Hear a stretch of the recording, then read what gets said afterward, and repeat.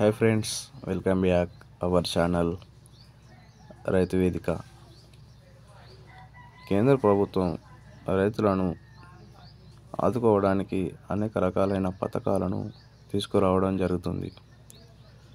ఈ పథకాల ద్వారా రైతులను ధనికులు చేసేందుకే చాలా రకాలైన మార్గదర్శకాలను విడుదల చేయడం జరుగుతుంది. ఇలాంటి పథకాలలో ఒకటి అయిన కిసాన్ క్రెడిట్ కార్డ్.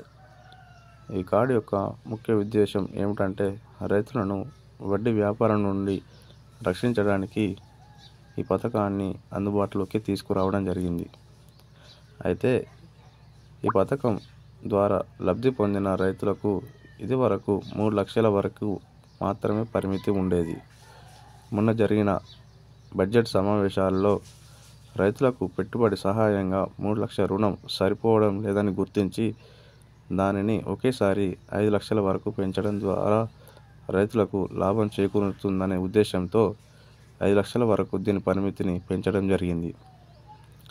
ఇప్పటికే దేశంలో 7 కోట్ల మంది కిసాన్ క్రెడిట్ కార్డును వినియోగించుకున్నట్లు తెలియజేయడం జరిగింది. అయితే ఈ క్రెడిట్ కార్డు యొక్క ప్రయోజనం చాలామందికి రైతులకు తెలియకపోవడం వల్ల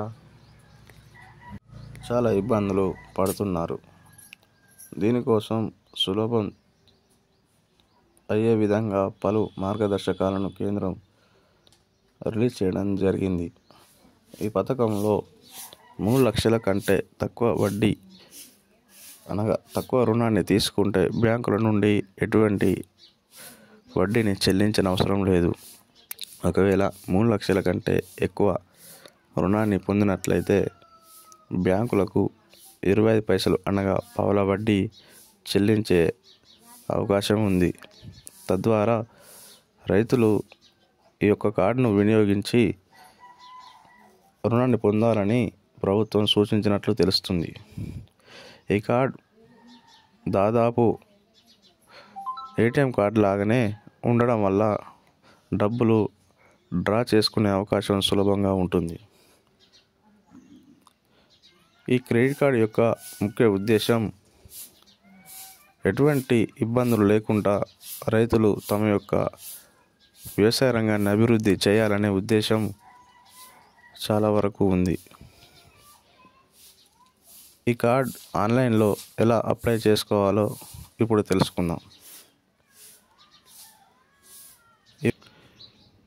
కిసాన్ క్రెడిట్ కార్డ్ పథకం కోసం మీరు దరఖాస్తు చేయాలనుకుంటున్న బ్యాంక్ వెబ్సైట్ను సందర్శించాలి. బ్యాంక్ వెబ్సైట్లోని ఎంపికల జాబితా నుంచి కిసాన్ క్రెడిట్ కార్డ్ ద్వారా ఎంపికను ఎంచుకోవాలి. అప్లై ఎంపికపై క్లిక్ చేసిన వెంటనే మీకు కావాల్సిన అప్లికేషన్ పేజ్ ఓపెన్ అవుతుంది. దానిలో అవసరమైన వివరాలతో ఫారంను పూరించాలి. ఆ తర్వాత సబ్మిట్ అనే దానిపై క్లిక్ చేస్తే మీకు ఒక ఓటీపీ రావడం జరుగుతుంది. ఆ ఓటీపీ కూడా మీరు దరఖాస్తు అనగా ఖాతా ఏ బ్యాంకులో ఉందో దానికి మాత్రమే రావడం జరుగుతుంది. మీకు అర్హత కలిగి ఉంటే తదుపరి ప్రక్రియ కోసం బ్యాంకు అధికారి అనగా ఫీల్డ్ ఆఫీసర్ 3 నుంచి 4 రోజుల మధ్యలో మిమ్మలను అనగా మీ యొక్క పూర్తి వివరాల కోసం మీ వద్దకు రావడం జరుగుతుంది. ఇలా మరికొన్ని విషయాలను తెలుసుకోవడానికి మన ఛానల్ని సబ్స్క్రైబ్ చేయండి.